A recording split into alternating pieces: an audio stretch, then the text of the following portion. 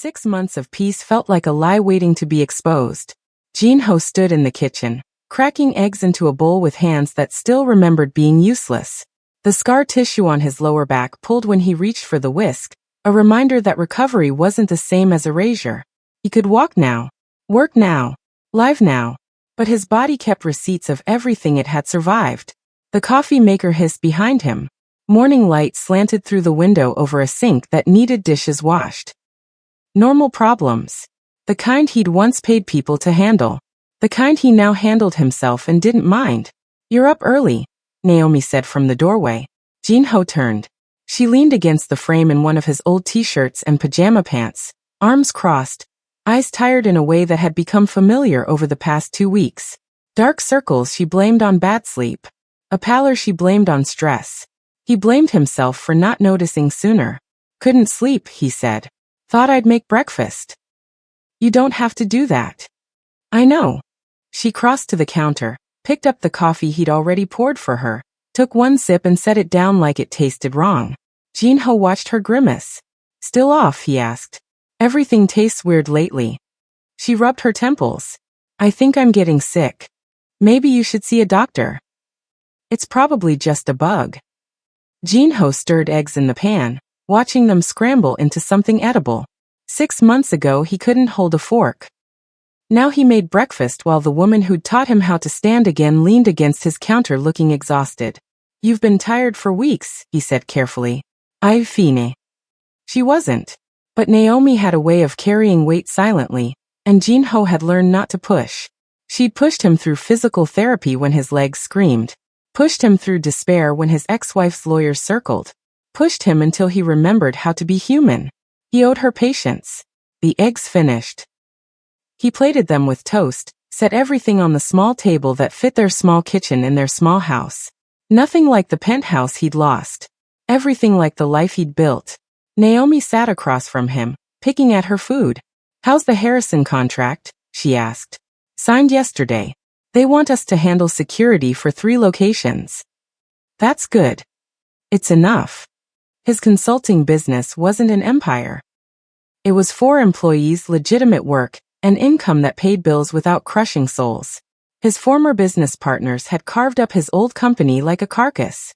His brother had tried to take control of his medical decisions. His wife had fled with his money. And somehow he'd ended up here. Happier than he'd been when he had everything.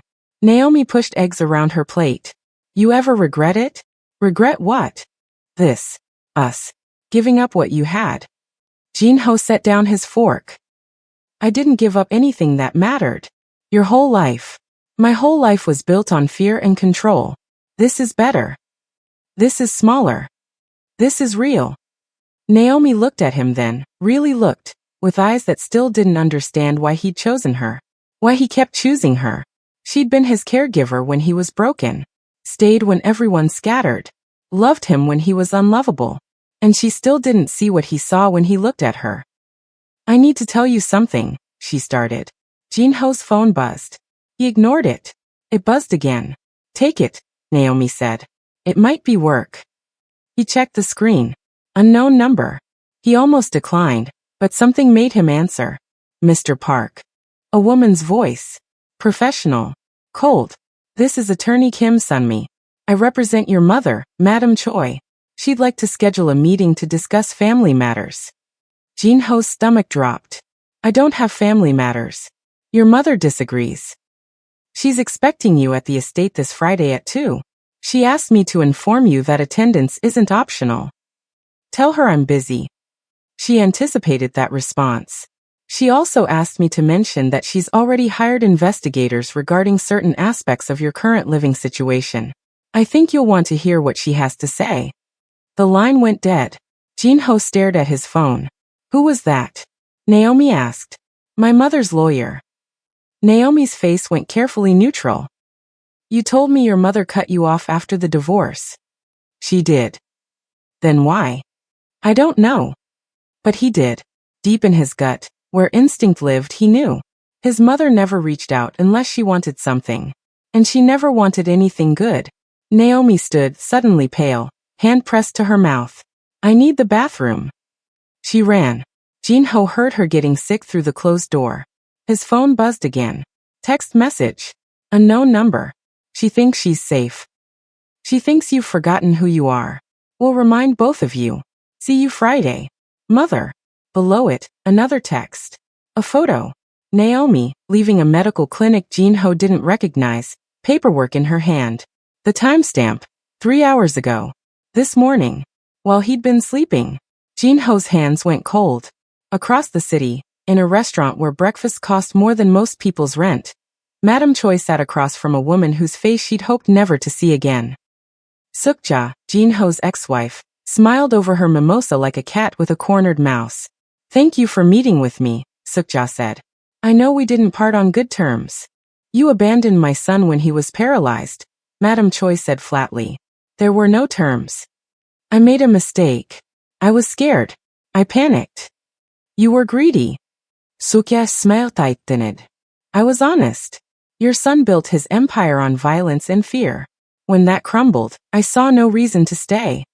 And now he's rebuilt. Smaller, yes. But stable. Legitimate. Profitable. Madam Choi sipped her tea. And you want back in? I want what I'm owed. As his wife. Ex-wife. The divorce was finalized under duress. He was medicated, vulnerable, making decisions while mentally compromised. My lawyer thinks we have grounds to challenge it. Your lawyer is expensive and wrong. Sukja leaned forward. You don't want that woman in your family any more than I do. Madam Choi said nothing. She's a caregiver, Sukja continued. Hired help who got too comfortable. She's using him, taking advantage of his gratitude. She stayed when you ran. She stayed because she had nowhere else to go. Or she stayed because she's better than you. You really want a maid as the mother of your grandchildren? Madam Choi's expression didn't change, but her eyes sharpened. What grandchildren? Sukja slid a folder across the table. Medical records. Obtained by a private investigator. Your son's little caregiver visited a clinic this morning. She's pregnant. Madam Choi opened the folder. Read. Closed it. She hasn't told him yet, Sukja said. She's probably planning her exit strategy, calculating child support, paternity leverage. Or she's scared. Of what? Of you. Sukja smiled. She should be. Because if you don't stop this, that woman will destroy what's left of your family name. A park heir raised by hired help. Your legacy reduced to. Enough. Madam Choi stood. I'll handle this. How? By reminding my son who he is. And more importantly, who she isn't. Madam Choi left cash on the table and walked out. Sukja sat alone, smiling into her drink. She'd planted the seed. Now she just had to wait for it to burn everything down. Friday arrived like a funeral. Jin-ho stood outside his mother's estate, staring at gates he hadn't seen in 18 months. Black iron. Gold accents. A driveway that costs more than most houses. Everything designed to remind visitors they didn't belong. He belonged once. Before the paralysis. Before the divorce. Before he learned what his family really valued. The gates opened without him touching the intercom. Someone had been watching. Naomi sat in the passenger seat, hands folded in her lap. She'd insisted on coming despite Jin-ho telling her this wasn't her fight. Your fights are my fights, she'd said. Now she looked small beside him, staring up at a house that probably had more bathrooms than her childhood home had rooms. You don't have to do this, Jin-ho said. Yes, I do. She's going to be cruel. I've handled cruel before. Jin-ho knew that. He'd seen the scars on Naomi's wrists from restraints used during her late husband's final days, when dementia made him violent. Heard stories about previous employers who treated her like furniture. Watched her endure his own rage during physical therapy when pain made him vicious. She'd survived worse than his mother. But his mother had resources cruelty didn't need. They walked to the front door. It opened before Jin-ho could knock. The housekeeper, new young terrified, gestured them inside.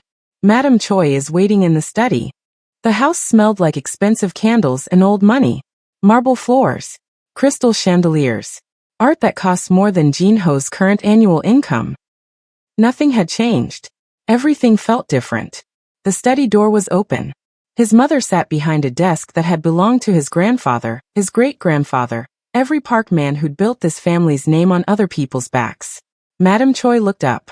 She'd aged. Gray streaked her perfectly styled hair. Lines framed her mouth. But her eyes were the same. Sharp. Calculating. Cold. Gino. She didn't stand. Didn't smile. You're late. Traffic. You live 20 minutes away. I wanted to be late. His mother's gaze shifted to Naomi. Slid over her like evaluating livestock. Miss Williams. How considerate of you to join us. Naomi's spine straightened. Mrs. Park. Madam Choi. I'm no longer married to Jin-ho's father. She gestured to chairs across from her desk. Seat.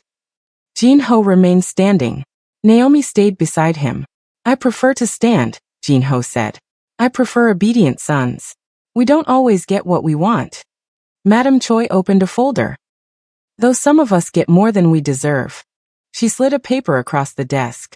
Medical records. Naomi's name. Clinic letterhead. Pregnancy confirmation dated 4 days ago. Jin-ho's blood went cold. Naomi's hand found his.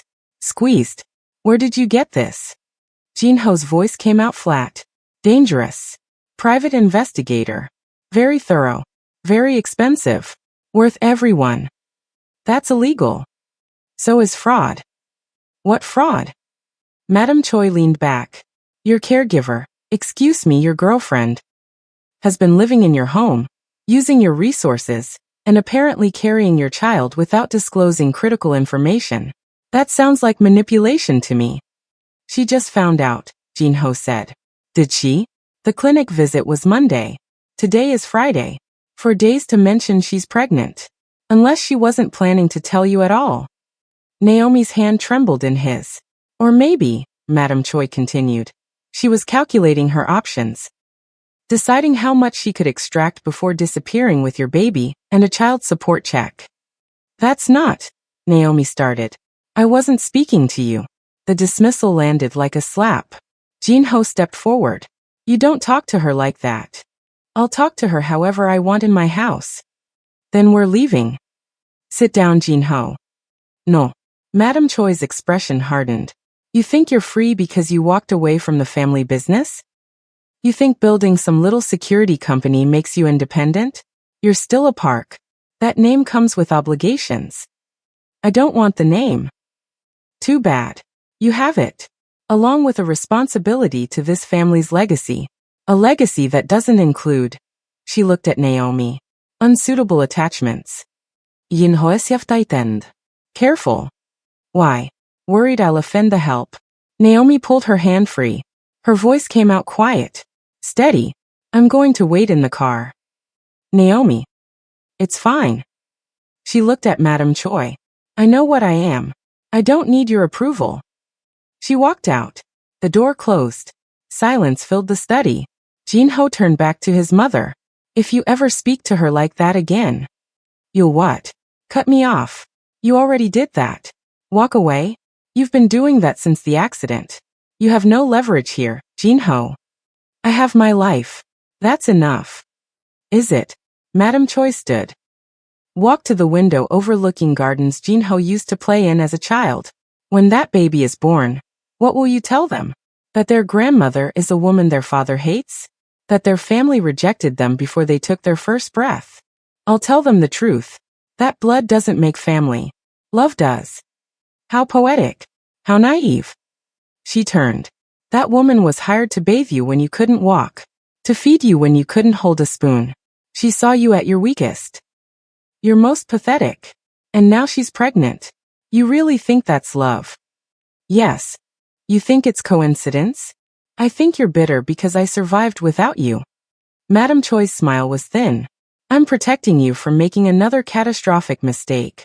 Your last wife was unsuitable. This one is worse. At least Sukja came from a respectable family. Jino laughed. Sharp. Harsh. Sukja emptied our accounts while I was unconscious. Filed for divorce before I could open my eyes. Tried to have me declared incompetent so she could control what was left. And this woman is different. She stayed. She had nowhere else to go. She had everywhere else to go. She chose me anyway. Madame Choi crossed her arms. Fine. Let's say I believe you. Let's say she loves you. What happens when reality hits? When that baby needs things you can't afford because you walked away from real money. When she realizes she traded security for sentiment. She didn't trade anything. We built something together. You built a fantasy. I'm offering you a way back to reality. I don't want it. Then what do you want? You to leave us alone. Madame Choi walked to her desk, pulled out another folder. This one thicker. I had that investigator dig deeper. Your Naomi has an interesting past. Jinho's stomach dropped. Stop. Her late husband died 3 years ago. Officially heart failure. But the medical examiner noted bruising. Suspicious circumstances. The case was closed for lack of evidence, but... Stop talking. There were questions about his medication. Whether doses were adjusted. Whether someone with medical knowledge might have. Jinho slammed his hand on the desk. She watched her husband die slowly of dementia for 2 years. She held him when he didn't recognize her. Fed him when he forgot how to swallow. And you're accusing her of murder because you can't stand that I'm happy. I'm showing you what you refuse to see. This woman isn't a saint. She's a survivor. And survivors do what they must to survive. Jinho stared at his mother. At the woman who'd taught him to walk as a child. Who'd taught him to be ruthless as a man. Who was now trying to destroy the one person who'd taught him to be human. You have 2 choices, Madame Choi said. End this relationship. Raise your child properly within this family with appropriate guidance. Or continue down this path, and watch me dismantle every piece of the life you've built. You can't. I can. I own half your business through shell companies you didn't know existed. Your investors? My people. Your contracts? My connections. I've been watching Jinho, waiting to see if you'd come to your senses. You haven't. So now I apply pressure. Jinho's hands curled into fists. Why? Because you're my son. Because that baby is my grandchild. Because I won't let some opportunistic caregiver hijack my family's legacy. She's not. Prove it. End things. I'll ensure she's compensated. The baby will be provided for. You can have visitation. But she goes. No. Then you both lose. The door opened. Zukja walked in. Jinho's entire body went rigid. His ex-wife looked the same. Designer clothes. Perfect makeup. Smile like a knife. Hello Jinho, she said. Miss me? Jinho's vision narrowed to the woman standing in his mother's doorway. Sukya. The woman who'd signed divorce papers while his hospital bed was still warm. Who'd taken his money, his dignity, his trust and burned all 3 without looking back. She stood there now like she had a right to exist in his presence. Get out, Jinho said. Jinho, don't be rude, his mother said. Sukja is here at my invitation. I don't care whose invitation she has. She leaves or I do. Sukja stepped further into the room. I understand you're angry. You understand nothing. But I'm here because I care about your future. Our future. Jinho laughed. No humor in it. Just disbelief. We don't have a future. We don't have a past worth remembering. We have nothing. We have history. You have audacity. Sukja's perfectly composed face flickered with something that might have been hurt if Jinho believed she was capable of actual emotion. I made mistakes, she said quietly. I was scared. You were in a coma. The doctors said you might never wake up. And when you did, they said you'd never walk again. I panicked. You robbed me. I took what I needed to survive. You took everything I had while I was unconscious and couldn't stop you. I'm sorry. The words landed flat. Rehearsed. Sukja had probably practiced in a mirror. Jinho turned to his mother. This is your play? Bring back the woman who abandoned me and pretend we're all going to reconcile. I'm suggesting, Madame Choi said carefully, that you have options. Sukja made errors in judgment. She's willing to make amends. I don't want her amends. She's willing to return assets she took. That stopped Jinho cold. What assets? Sukja opened her purse, pulled out a folder, set it on the desk. Bank statements, investment accounts, property deeds, everything I took during the divorce. I'm prepared to sign it all back to you. Jinho stared at the folder like it might explode. Why? Because I was wrong. Because you deserved better. Because, Sukja's voice softened. I never stopped caring about you. You filed for divorce before I could open my eyes. I was terrified. Your injuries were catastrophic. The business was collapsing. I thought you'd want me to save what I could. By stealing it. By preserving it until you recovered. Jin-ho picked up the folder. Flipped through pages. Account numbers he recognized. Properties he'd bought. Money he'd earned and she'd taken. All of it. Right there. Waiting for a signature. What's the catch? He asked. Sukja glanced at his mother. Back to Jin-ho. No catch. There's always a catch with you. Fine. Sukja's mask cracked slightly. I want another chance. Not at the marriage. I know that's over. But at being in your life. At proving I'm more than my worst moment. Your worst moment was 18 months long. Then let me have 18 months to make it right. Jin-ho set the folder down. I don't want your money. You should, Madam Choi interjected. That baby you're having? Children are expensive. Your current income is adequate for a modest life. But adequate isn't inheritance. Adequate isn't legacy. That child deserves more than adequate. That child deserves a father who isn't bought. No one's buying you, Sukja said. I'm returning what was always yours. What you do with it is your choice. Keep seeing your caregiver if you want. Raise your baby however you want. I just want to not be the villain anymore. Jin-ho studied her face. Saw desperation there. Also calculation. Sukja was many things. Stupid wasn't one of them. This performance was too smooth. Too prepared. She wanted something beyond redemption. Where's the signature line? Jin-ho asked. Sukja flipped to the last page. Pointed. Here. You sign. Everything transfers back to you. We're square. Jin-ho pulled out a pen. His mother's eyebrows rose. You're accepting? I'm taking back what she stole. That doesn't mean I'm forgiving her. I'll take it, Sukja said quietly. Jin-ho signed. Slid the folder back. Sukja signed her part. Notarized stamps were already in place. She'd planned this down to the last detail. There, she said. Done. You have everything back.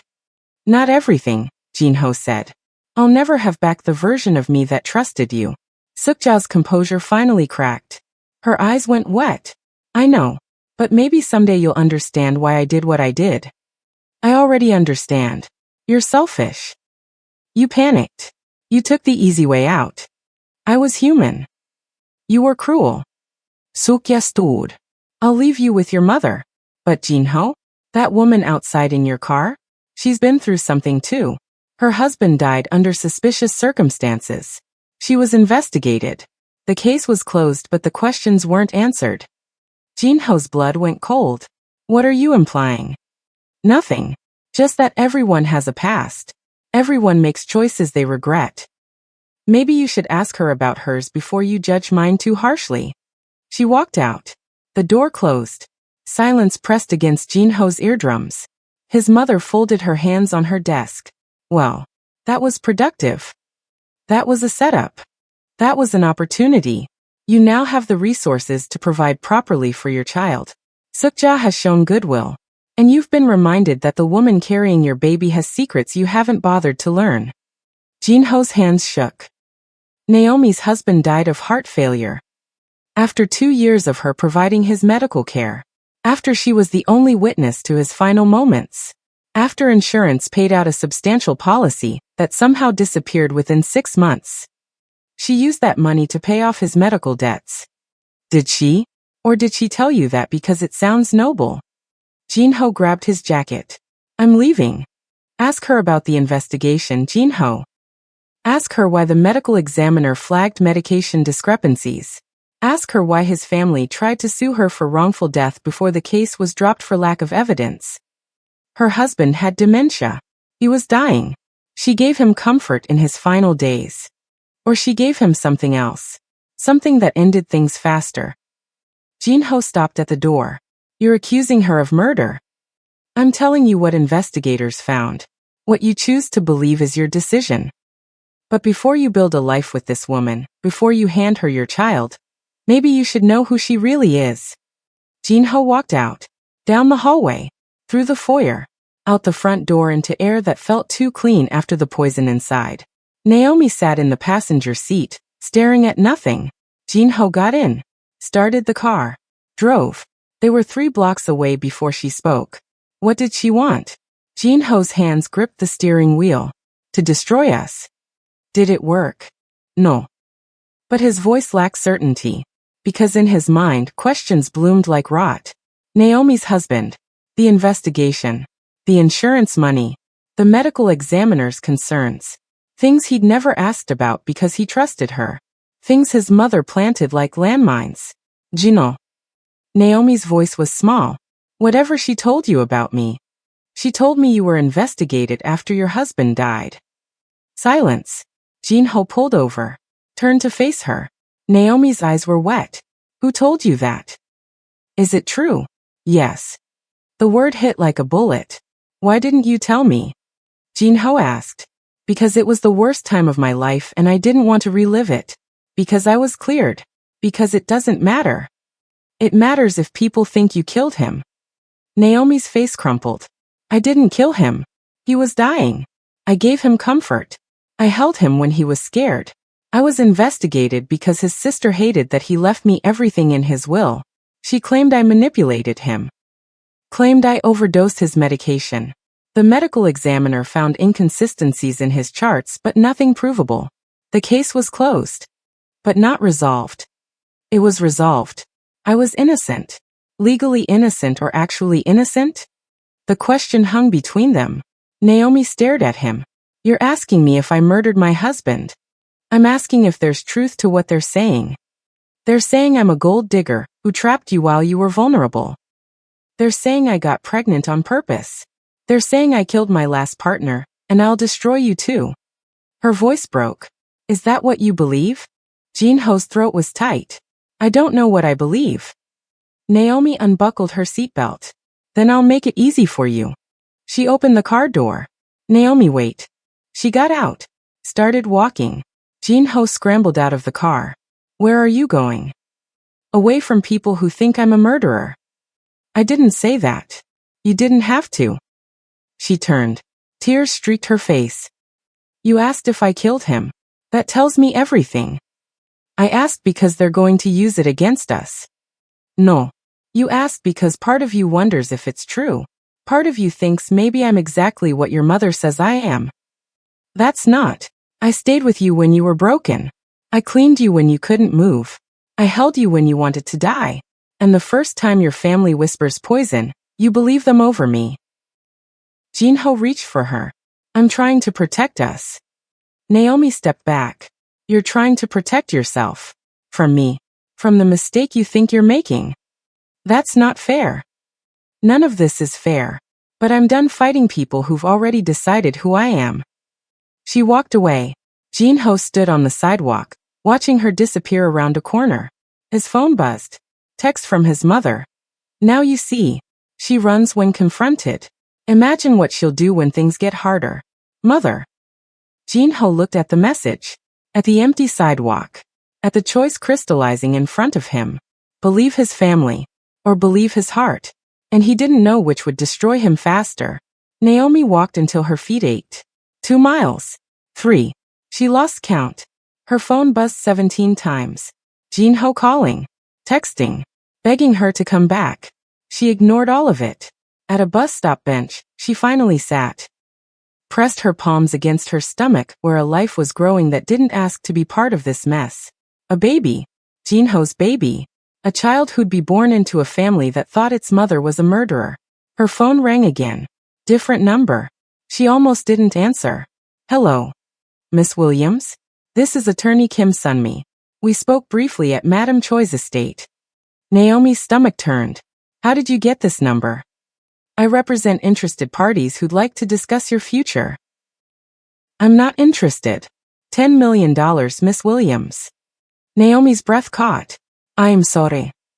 $10 million. Transferred to an account of your choosing. Tax-free. Immediate. In exchange for signing away parental rights to the child you're carrying. And agreeing to never contact Jin-ho Park or his family again. The world tilted. You're bribing me to disappear. I'm offering you financial security. Your late husband's medical bills left you bankrupt. You work 2 jobs. Live in a rental apartment. This money would change your life. I don't want their money. Everyone wants money, Miss Williams. They just pretend otherwise until the number gets high enough. I'm hanging up. Before you do, consider this. Jean Ho's family will never accept you. They have resources you can't imagine. Legal teams. Investigators. Connections. They can make your life unbearable. Or they can make you rich. Your choice. I choose Jean Ho. Does he choose you? Because from where I'm standing, he just asked if you murdered your husband. That's not love. That's doubt. And doubt grows. Naomi's hand shook. Think about it, the lawyer continued. You have 72 hours. After that, the offer expires and things get unpleasant. We'll be in touch. The line went dead. Naomi stared at her phone. $10 million. More money than she'd see in 3 lifetimes. Enough to raise this baby alone without struggling. Without depending on a man whose family wanted her gone. Without fighting a war she couldn't win. She thought about her late husband, Marcus. Sweet, gentle Marcus who'd slowly forgotten who she was. Who'd looked at her with terror in his final months like she was a stranger trying to hurt him. Who'd needed medication around the clock to manage pain, anxiety, seizures. The night he died, she'd held him. Given him his pills like always. Watched him fall asleep. And when he stopped breathing, she'd called 911 knowing it was already over. The medical examiner found inconsistencies. Medication levels slightly higher than prescribed. Timing that didn't match her log entries. His sister screamed murder. Hired lawyers. Demanded investigations. The case went nowhere because there was nowhere to go. Marcus was dying. Everyone knew it. The medications kept him comfortable. The dose variations were explained by his deteriorating ability to swallow consistently. But cleared didn't mean innocent in some people's minds. It meant lucky. And now Jean Ho's family was using that old wound to bleed her dry. Her phone buzzed. Jean Ho again. Please come home. We need to talk. I'm sorry. Please. Home. He called it home. But whose home was it really? His house. His money. His life she'd been borrowed into. She texted back. I need time. 3 dots appeared. Disappeared. Appeared again. How much time? I don't know. Where are you? Safe. Naomi, please. I was wrong to ask. I was scared. My mother got in my head. I don't believe what she said. I believe you. Do you?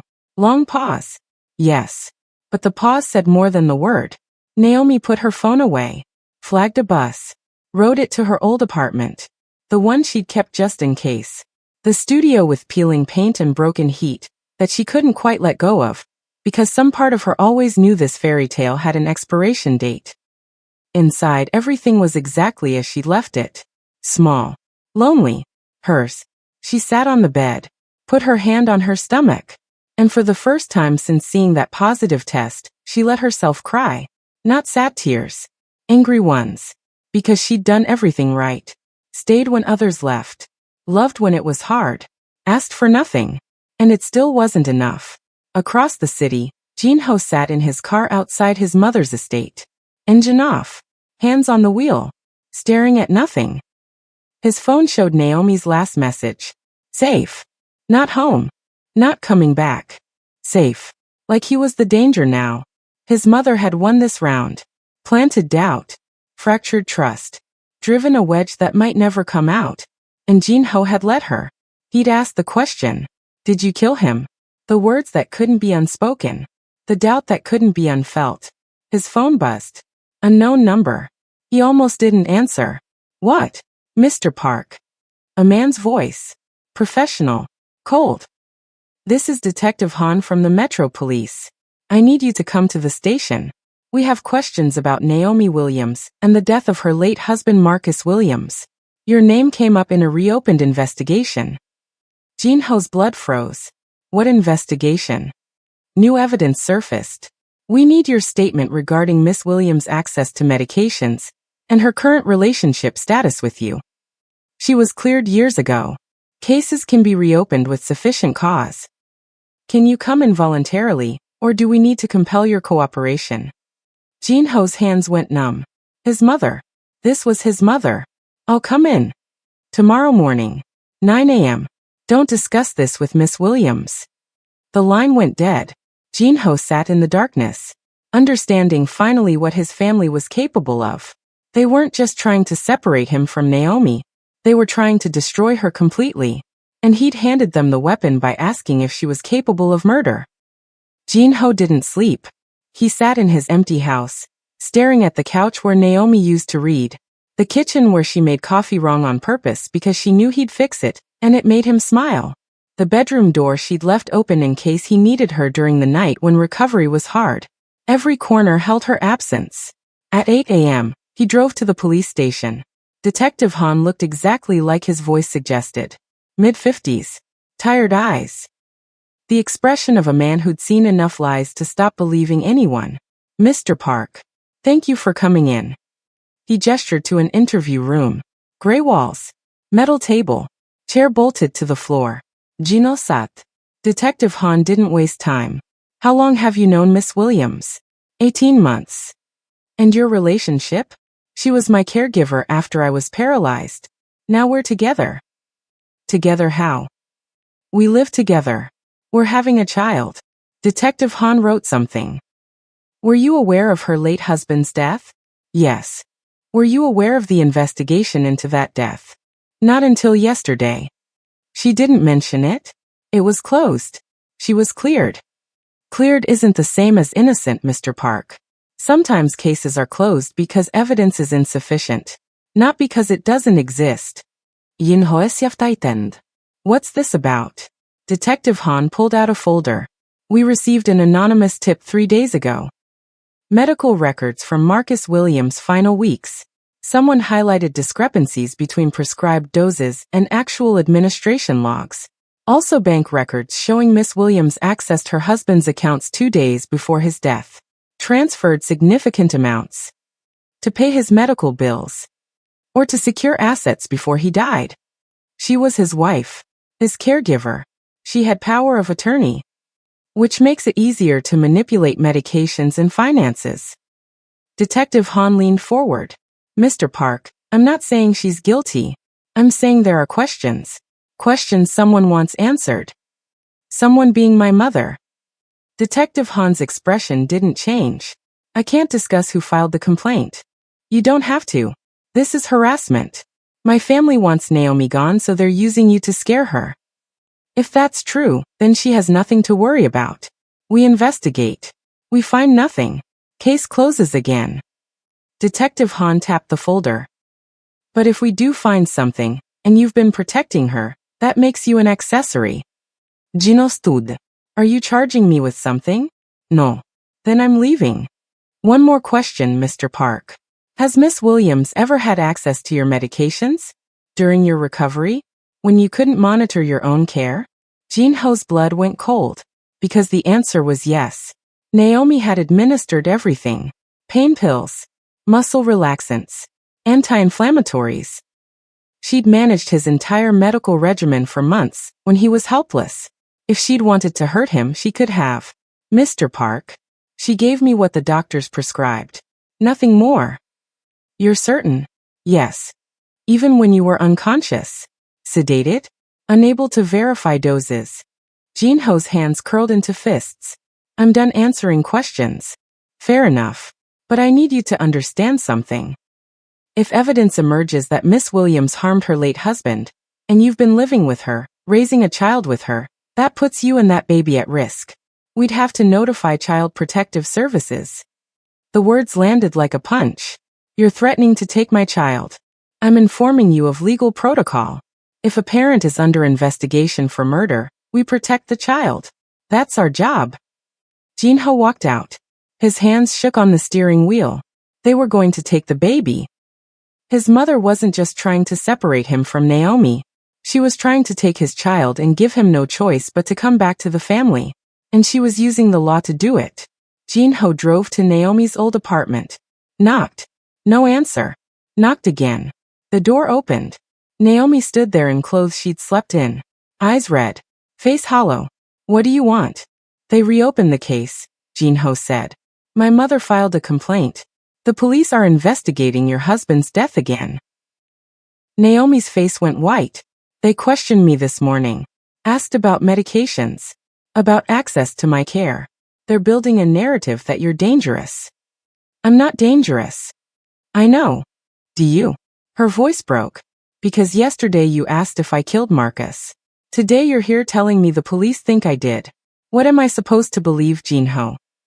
Believe that I'm trying to fix this. You can't fix this. Your family has money, power, lawyers. What do I have? Nothing. I'm nobody. You're the mother of my child. A child they're going to take away. Tears streamed down her face. The detective already called me. Told me child services might get involved.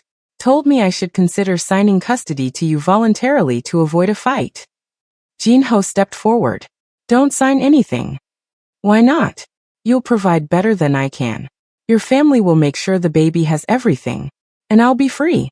No more fighting. No more accusations. No more wondering if you believe I'm a killer. I don't think you're a killer. But you asked. I was scared. So am I. Naomi shouted. I'm terrified. Because I did nothing wrong and it doesn't matter. Your mother decided I'm guilty and she has the power to make everyone believe her. Jinho reached for her hands. She pulled away. There's something else, she said quietly. They offered me money. $10 million to disappear. Sign away parental rights. Never contact you again. Jinho's world stopped. When? Yesterday. While I was sitting on a bench trying to figure out if the man I love thinks I'm a murderer. What did you say? I said no. But Jinho, I'm starting to wonder if that was stupid. Maybe I should take the money. Raise this baby far away from your family. Let you have your life back. I don't want my life back. I want you. You want the version of me you invented. The loyal caregiver. The woman who stayed. But you don't know who I really am. You never asked. Then tell me. Naomi's shoulders shook. Marcus didn't just have dementia. He had violent episodes. He hit me. Threw things. Screamed at me like I was the enemy. The medications helped, but some days they didn't. Some days I had to choose between keeping him sedated so he wouldn't hurt us both or letting him suffer through the terror in his own mind. She wrapped her arms around herself. I made choices. Hard choices. Choices nurses aren't supposed to make alone. I adjusted doses when he was in pain. I gave him extra medication when he was violent. I did what I thought was mercy. And when he died, his sister claimed I murdered him because she couldn't accept that I was the one he trusted in his final moments instead of her. Gino listened. The investigation destroyed me, Naomi continued. I lost my job, my reputation, my savings paying lawyers. I was cleared because there was no evidence of wrongdoing, but the doubt never went away. People always wondered. And now your family is making everyone wonder again. I am sorry. Sorry doesn't stop them. Sorry doesn't make the police go away. Sorry doesn't change the fact that you asked if I killed him. She looked at Jinho. I need you to leave. Naomi. Please. Just go. Jinho stood there, wanting to fight, not knowing how. I love you, he said. I know. But love isn't enough against what your family can do. Jinho left, walked down the stairs, sat in his car. His phone buzzed. Text from his mother. The detective called. Said you were cooperative. Good. Now end this before she takes everything you have left. The offer stands. 10 million. She walks away. You keep the baby. Everyone wins. Jinho stared at the message. At the building where Naomi was probably crying alone. At the choice that was no longer a choice. Save her. Or save himself. And he finally understood what his mother had known all along. When you make someone choose between love and survival, survival wins. Unless you're willing to burn everything down. Jinho sat in his car for 3 hours. Staring at nothing. Thinking about everything. His mother wanted Naomi gone. The police wanted answers. Sukja wanted back in. Everyone wanted something from him. Except Naomi. She'd never asked for anything. Not money. Not status. Not promises. She just stayed. And he'd repaid her loyalty by asking if she was a murderer. Jinho pulled out his phone. Scrolled to a number he hadn't called in 2 years. It rang 4 times. Park Jin-ho. The voice was rough. Familiar. I thought you were done with people like me. I need a favor, Taemin. Silence. Then. You swore you were out. You said you'd never ask. Elite. More silence. What kind of favor? The illegal kind. Taemin Longhead. Low and dark. Now you're talking my language. What do you need? Everything on my mother. Financial records. Shell companies. Offshore accounts. Bribes. Dirty deals. Anything that proves she's been manipulating situations for years. And I need it fast. That's a big ask. Your mother's careful. She's arrogant. Arrogant people make mistakes. This will cost you. Name your price. $500,000. Jin-ho didn't hesitate. Done. But Taemin, if you burn me. I won't. We're friends. Expensive friends, but friends. A pause. This about that woman? The one who stayed when your wife ran? Yes. Your family giving her hell? They're trying to destroy her. Then let's destroy them first. I'll have something by tomorrow night. The line went dead. Jin-ho started the car. Drove to his lawyer's office. The same lawyer who'd handled his divorce. Who knew every dirty trick Sukja had pulled. Who owed him favors. Jin-ho. Attorney Park stood when he entered. I heard about the police investigation. I was going to call you. I need you to do 3 things. First, file a restraining order against my mother. Keep her away from Naomi, me, and our home. On what grounds? Harassment. Invasion of privacy. Illegal acquisition of medical records. That's hard to prove. Then find a way. Second, I need you to prepare custody documents. Full legal custody to me with Naomi listed as mother. Filed before the baby's born. Make it ironclad. That's preemptive. Usually. I don't care about usually. If child services gets involved, I want documentation proving I'm a fit parent and Naomi is not a threat. Third, I need you to investigate the detective handling the reopened case. Who assigned it? Who's funding it? Find the connection to my family. Attorney Park leaned back. You're going to war with your mother. I'm protecting my family. Your mother has resources you can't match. Watch me. Attorney Park studied him. This will get ugly. It's already ugly. I'm just fighting back now. Jin-ho left. One more stop. The hospital where he'd spent 6 months recovering. Where Naomi had worked before she became his private caregiver. He found Dr. Yoon in her office. The physical therapist who'd overseen his rehabilitation. Jin-ho, I heard you made a full recovery. I'm so proud. I need you to write a letter, Jin-ho interrupted. Documenting Naomi's care during my recovery. Stating she administered medications exactly as prescribed. That she was professional, competent, and trustworthy. Dr. Yoon's smile faded. What's going on? Someone's trying to claim she's dangerous. That she might have hurt her late husband. They're implying she could hurt me or our baby. That's insane. Naomi was one of the best caregivers I ever worked with. She went above and beyond. Then put it in writing. Include details.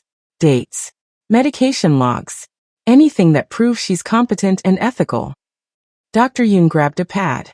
Started writing. I'll have this notarized and sent to you by tonight. Thank you. Jinudrubaoma. Called a locksmith. Changed every lock on the house. Called a security company. Installed cameras. Alarms. Motion sensors. If his mother wanted to play dirty, he'd make sure every move she made was documented. His phone rang. Unknown number. He answered. What? Mr. Park, this is Attorney Kim again. I'm calling on behalf of my clients to remind you that the $10 million offer for Miss Williams expires in 48 hours. After that, tell your clients the offer is rejected. Permanently. And if they contact Naomi again, I'll file harassment charges. Mr. Park, you should consider. I'm done considering. Tell my mother she just made an enemy. And unlike everyone else she's crushed, I know where all the bodies are buried. He hung up. His hands were shaking. Not from fear. From rage. His entire life his mother had controlled everything. Who he married. How he worked. What he valued. And when he finally found something real, she tried to take it. Not this time. Jinho drove back to Naomi's apartment. Knocked. She opened the door. Eyes still red. I told you to leave. I know, but I need to tell you something first. Jinho stepped closer. I don't care what the police find. I don't care what my mother says. I don't care if the whole world thinks you're dangerous. I know who you are. You're the woman who held me when I wanted to die, who pushed me when I wanted to quit, who loved me when I was broken. And if you think I'm letting my family destroy that, you're wrong. Naomi's lip trembled. Jinho. I hired an investigator to dig up everything on my mother. I filed a restraining order. I got your former supervisor to document your competence. I changed the locks. I installed security. And I'm going to keep fighting until my family understands you're not going anywhere. Tears spilled down her cheeks. Why?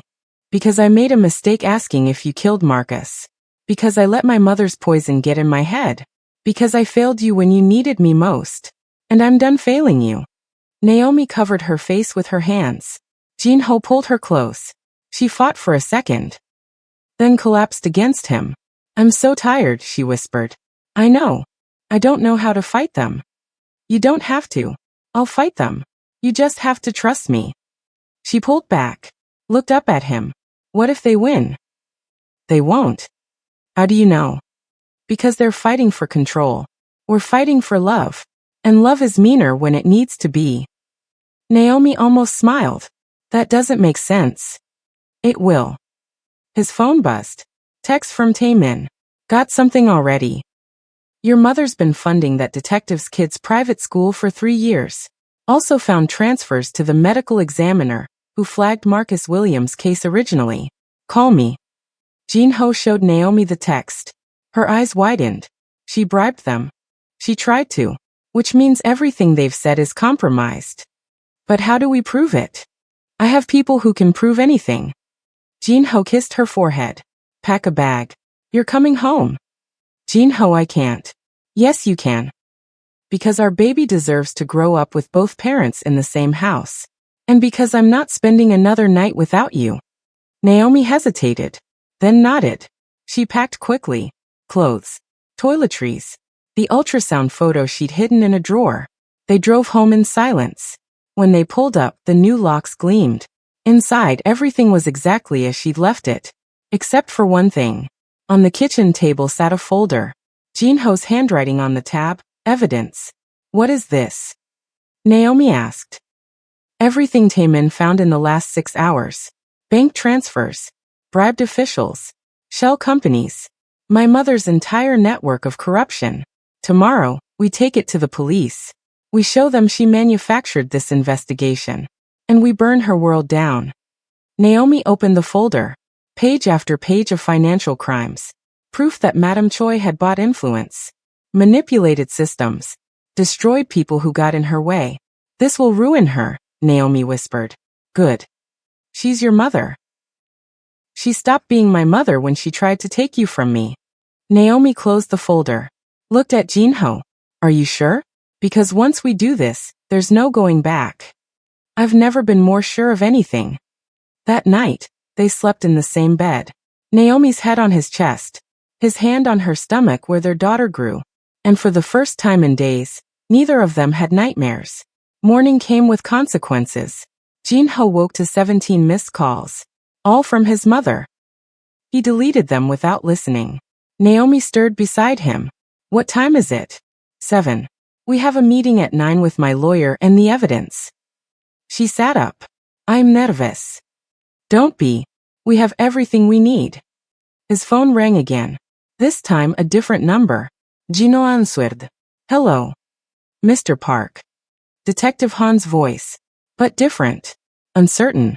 We need to talk. Privately. About what? About who's been paying me to keep this investigation open. Jinho went still. You're admitting. I'm admitting I made a mistake. Your investigator contacted me last night. Showed me things I should have found myself. I've been used. And I don't like being used. What do you want? To close this case properly. Miss Williams did nothing wrong. Her husband died of natural complications. The medication discrepancies were normal for dementia care. I'm filing my report today stating there's no evidence of wrongdoing. The case is closed. Permanently. Jinho is just loosened. Why are you telling me this? Because your mother threatened my career if I didn't cooperate. She owns people, but she doesn't own me anymore. Also because my daughter deserves to go to a school I actually paid for, not one bought with bribes. Thank you. Don't thank me. Just keep that woman safe. Your family doesn't quit easy. The line went dead. Jinho turned to Naomi. The detective closed the case. You're cleared. Naomi's eyes filled with tears. Really? Really? She collapsed against him, sobbing, relief pouring out of her in waves. Jinho held her. Let her break. Let her heal. Then his phone rang again. His mother. Again. This time he answered. Jinho. Her voice was ice. We need to talk. No, we don't. You hired someone to investigate me. You bribed my contacts. You turned the detective against me. I gave the detective evidence of your corruption. He made his own choice. You're making a mistake. No. I made a mistake trusting you. I'm fixing it now. If you release that evidence, you destroy this family. You destroyed this family when you tried to take my child. Silence. Then, come to the estate. Noon. We settle this like adults. I'm not coming alone. Bring her. Bring your lawyer. Bring whoever you want. But if you're going to burn me, do it to my face. She hung up. Naomi looked at him. What did she say? She wants to meet. Noon. At the estate. That's a trap. Probably. But I'm tired of running. Jinho. We go together. We bring Attorney Park. We show her the evidence. We give her one chance to back off. If she doesn't, we release everything to the police and the press. Naomi bit her lip. What if she tries something worse? Then we're ready. At 11:30, they drove to the estate. Attorney Park followed in his own car. Taemin texted. I'm parked down the street. Anything goes wrong, I'm there in 30 seconds. Jinho replied. Stay close. The gates opened. They walked to the front door. It opened before they knocked. Not the housekeeper. Sukya. Jinho's blood went cold. What are you doing here? Your mother invited me. We're all family, right? You're not family. I was. For 7 years. That counts for something. Jinho pushed past her. The study doors were open. Madame Choi sat behind her desk. But she wasn't alone. An older man stood by the window. Expensive suit. Silver hair. The kind of presence that made rooms feel smaller. Jinho. His mother gestured to chairs. Seat. Who's he? Jinho asked. Judge Kwon. Family court. He's here as a mediator. Jinho's stomach dropped. You brought a judge? I brought someone impartial who understands what's at stake. Judge Kwon turned. Mr. Park. Miss Williams. Please sit. This doesn't have to be adversarial. Everything with my mother is adversarial, Jinho said. They sat anyway. Naomi's hand found his under the table.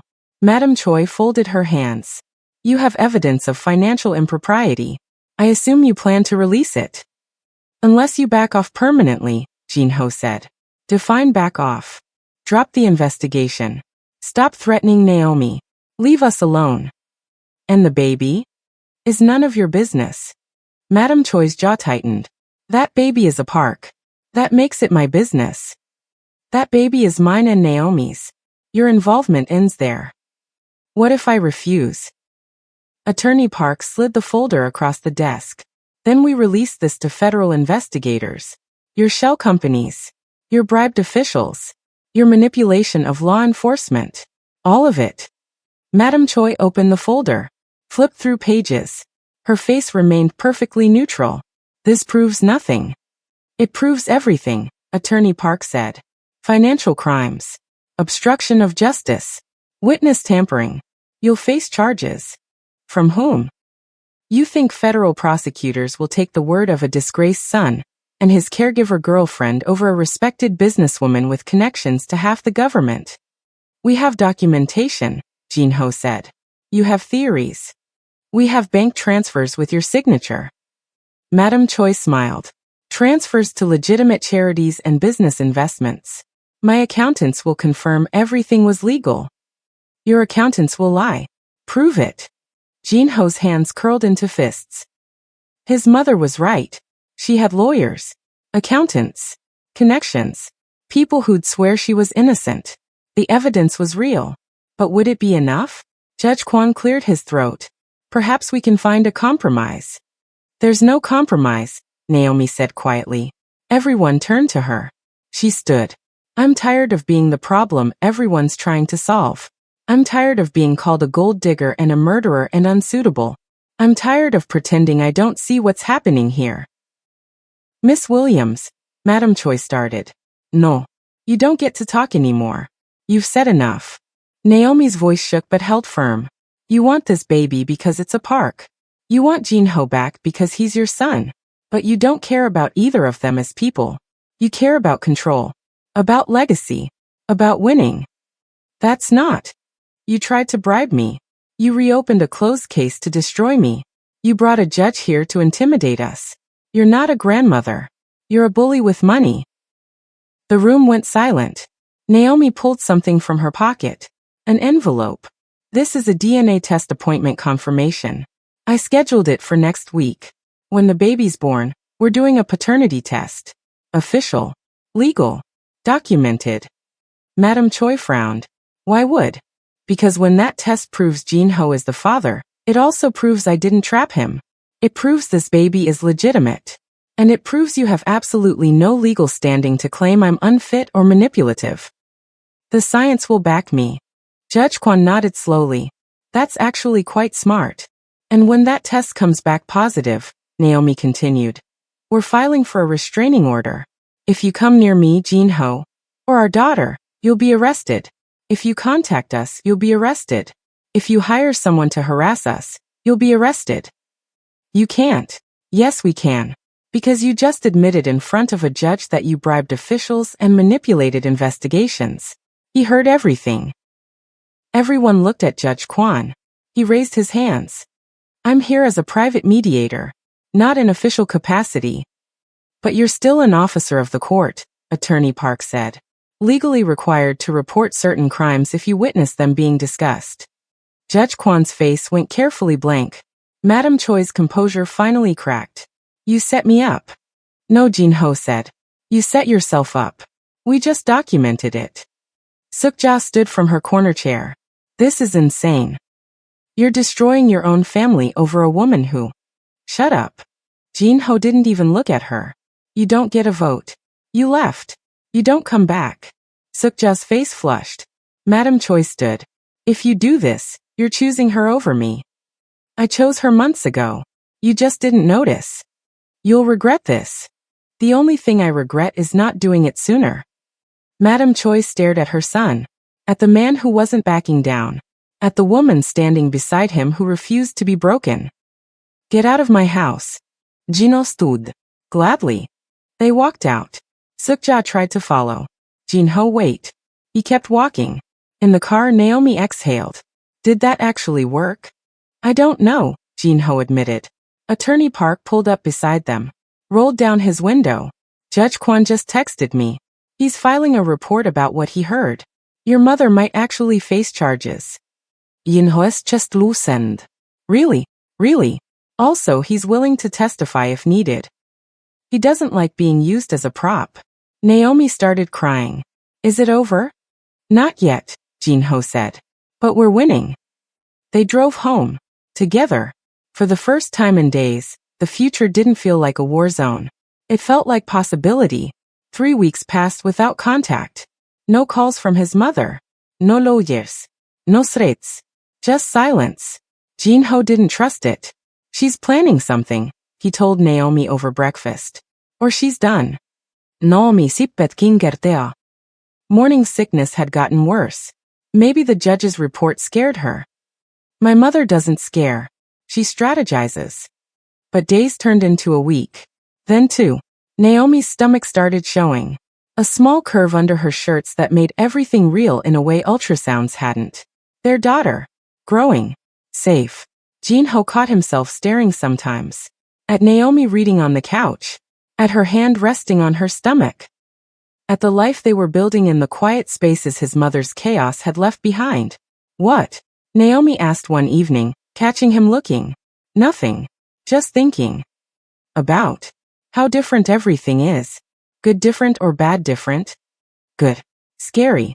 Both. Naomi set down her book. You ever regret it? Choosing this over your family?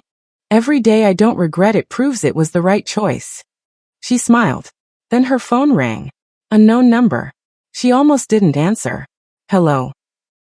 A woman's voice. Unfamiliar. Shaking. Is this Naomi Williams? Yes. Who's this? My name is Park Minesio. Je ne sais cousine. We've never met, but I need to tell you something about his mother. Naomi put it on speaker. I'm listening. She had a stroke. 2 days ago.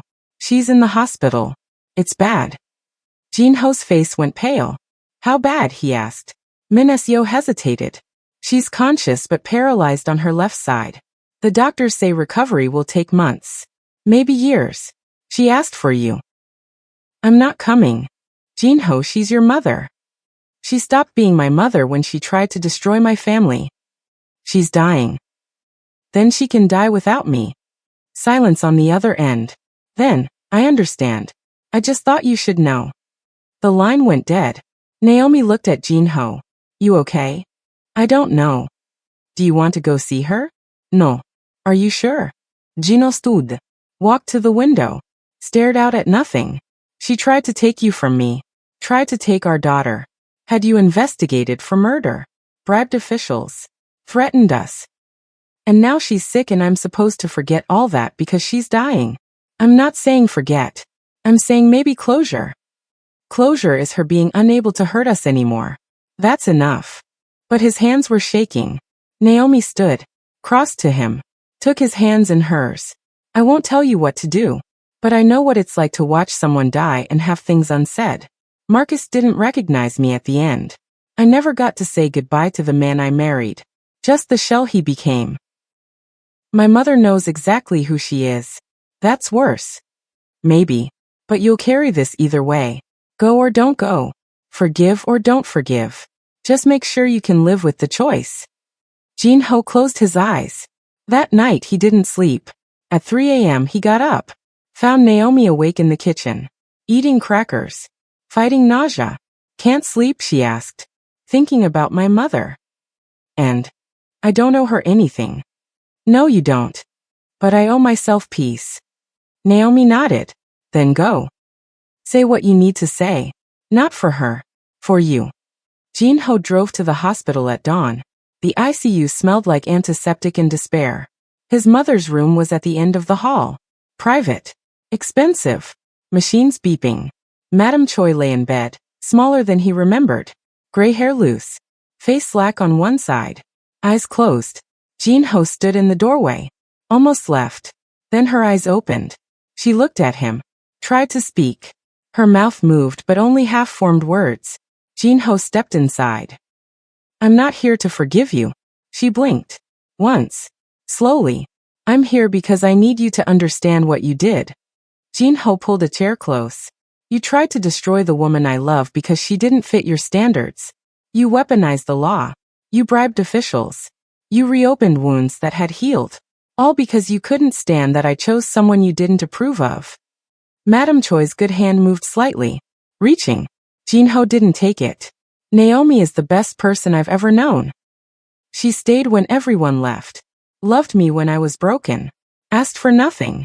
And you tried to make her into a villain because admitting she was good would mean admitting you were wrong. His mother's eyes filled with tears. You're dying. I know that. And part of me feels bad about it. But most of me feels relief. Because now my daughter gets to grow up without your poison. Without your manipulation. Without learning that love is something you control instead of something you give. A tear slipped down his mother's face. The right side. The side that still worked. I hope whatever time you have left, you think about what you lost. Not money. Not control. Me. Your son. Your granddaughter. Your family. You threw all of it away because you couldn't let go of who you wanted me to be. Jinho stood. Goodbye, mother. He walked out. Didn't look back. In the hallway, his cousin Minacio waited. She really asked for you, Minacio said. I know. She's scared. Alone. Everyone else in the family scattered when she got sick. No one wants to deal with her now that she can't control things anymore. That's what happens when you build relationships on fear. Minacio nodded. For what it's worth, I think you did the right thing. Leaving. Building your own life. She was toxic. Then why are you here? Because she's still family. And I'm not strong enough to walk away like you did. Minacio handed him an envelope. She wanted me to give you this. Before the stroke. She'd written it but hadn't sent it. Jinho took the envelope. Didn't open it. Drove home. Naomi was awake. Reading. Waiting. How did it go? I said what I needed to say. How do you feel? Lighter. Naomi gestured to the envelope. What's that? Letter from my mother. Written before the stroke. Are you going to read it? Jinho stared at the envelope. Part of him wanted to burn it. Part of him needed to know. He opened it. His mother's handwriting. Shaky. Rushed. Jinho, by the time you read this, you'll know I'm sick. The doctors told me 2 months ago. I didn't tell anyone. Stubbornness. Pride. The same things that made me push you away. I was wrong about Naomi. I see that now. She stayed when I would have run. Loved you when I taught you love was weakness. She's stronger than I ever was. And I hated her for it. I wanted you to choose me. Choose the family name. Choose power over love. Because that's what I chose my whole life and I needed to believe it was worth it. It wasn't. I have money, influence, respect. But I'll die alone in a room where the only people visiting are paid to be there. You'll die surrounded by people who chose you. That's the difference between us. I'm not asking for forgiveness. I don't deserve it. I'm asking that you let our granddaughter know I existed. Not the monster I became. The woman I was before fear made me cruel. Tell her I'm sorry I never got to meet her. Tell her I hope she's more like her mother than her grandmother. Mother. Jinho set the letter down. His hands were shaking. Naomi read over his shoulder. She knew, Naomi whispered. She knew she was wrong. Knowing and changing are different things. But she tried. At the end. That counts for something. Jinho looked at Naomi. Does it? I don't know. But maybe our daughter should decide that when she's old enough. Jinho folded the letter. Put it in a drawer. Not thrown away. Not forgotten. Just kept. For later. For when his daughter asked about the grandmother she'd never meet. That night, Naomi fell asleep with her head on his chest. Jinho stared at the ceiling. Thinking about his mother. About forgiveness. About the difference between understanding and absolving. His phone buzzed. Text from Minacio. She died an hour ago. Thought you should know. She went peacefully. Jinho stared at the message. Felt nothing. Not grief. Not relief. Just closure. He looked at Naomi sleeping. At the curve of her stomach where their daughter grew. At the life they'd built from the ashes of everything his mother tried to burn down. And he realized something. His mother died believing love was weakness. He'd lived proving it was the only strength that mattered. The funeral was small. Expensive. Formal. Empty. Jinho stood in the back, watching distant relatives and business associates pretend to mourn a woman most of them feared. He didn't cry. Didn't speak. Just observed. Naomi stayed home. 7 months pregnant now. Too tired for performative grief. Sukja showed up. Black dress. Perfect makeup. Widow's veil despite having divorced the son, not buried the mother-in-law. She approached Jinho after the service. I'm sorry for your loss. No, you're not. Jinho. You're here because you think there's money. An inheritance.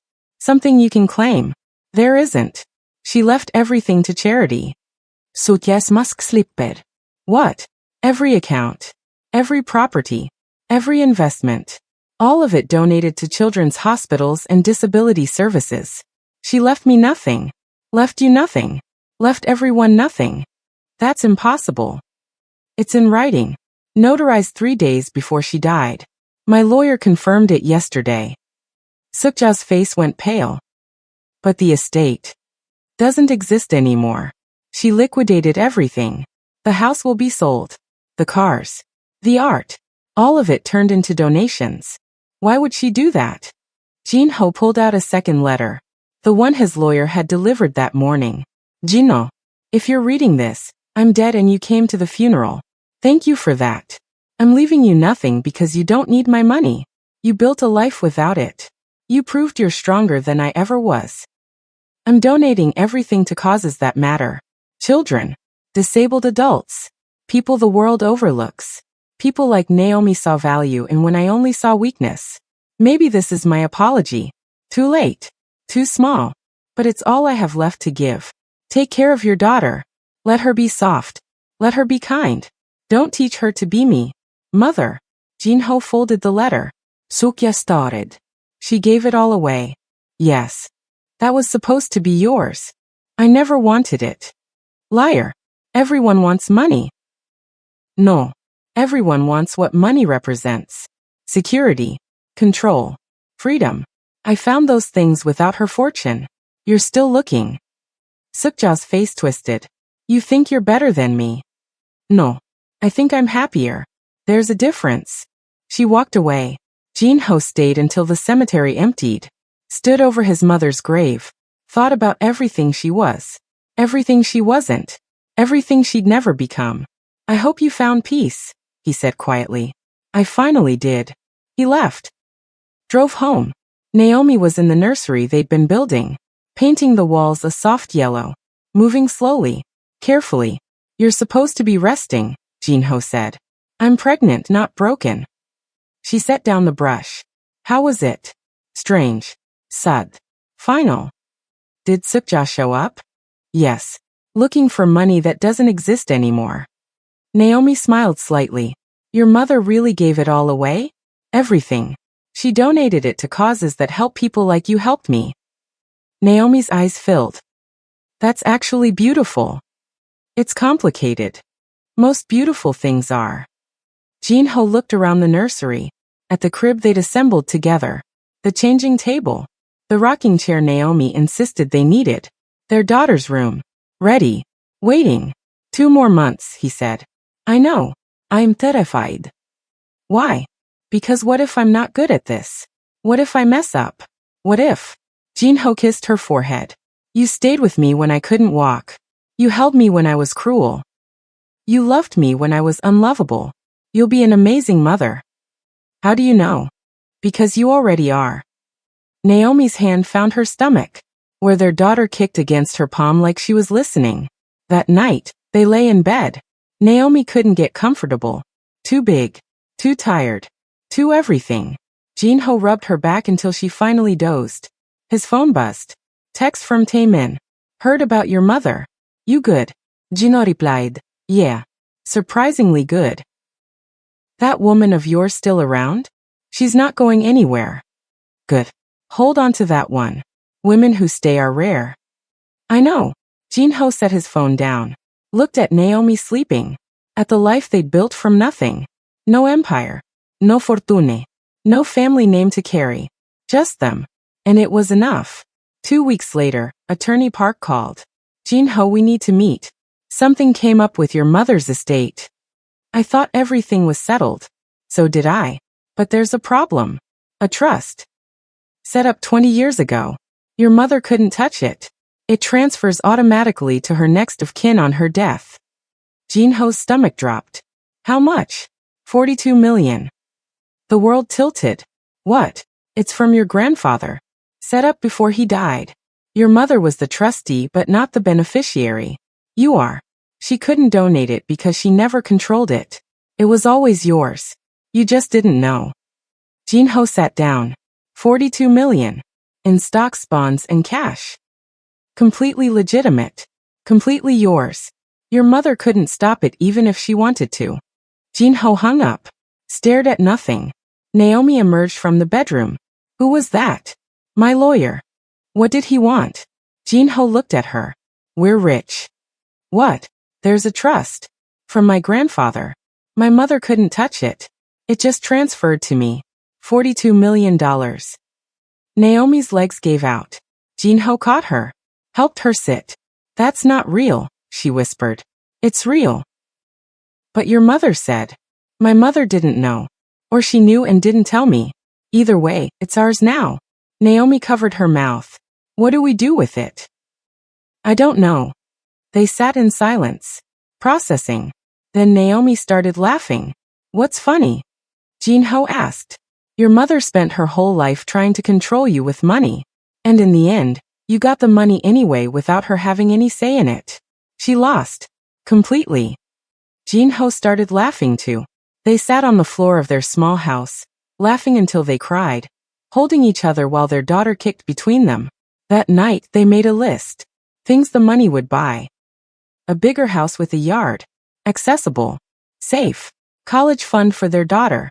Investments for security. Donations to causes that mattered. And at the bottom of the list, Naomi wrote, keep living like we did before. Just with better furniture. Jinho circled it. That's the rule, he said. The money changes our security, not our lives. Promise. Promise. 1 month later, Naomi went into labor. 17 hours. Jinho held her hand through all of it. When their daughter finally arrived, small, loud, perfect, Naomi looked at him with exhausted eyes. What do we name her? Jinho thought about his mother's letter. About second chances. About soft beginnings. Mina, he said. It means beautiful child. Naomi smiled. It's perfect. They brought Mina home 3 days later. To a new house. Bigger. Safer. But still small enough to feel like theirs. That first night, Jinho stood over the crib, watching his daughter sleep.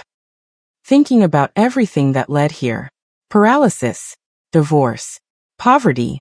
Struggle. His mother's cruelty. Naomi's loyalty. The war they survived. The peace they built. Thank you, he whispered. Naomi appeared behind him. For what? For staying. For fighting. For choosing us. You made it easy. I really didn't. Naomi wrapped her arms around him from behind. No. But you made it worth it. They stood there, watching their daughter breathe. And Jinho realized his mother was wrong about everything except one thing. Love wasn't weakness. But it was the hardest thing he'd ever done. And the only thing that mattered. 3 years later, Mina ran through the backyard, chasing butterflies she'd never catch. 3 years old. Fearless. Loud. She had Jinho's eyes and Naomi's laugh and a stubbornness that belonged to neither of them. Daddy, look. She pointed at a flower. Pretty. Jinho bent down. Very pretty. What color is it? Yellow. Like sunshine.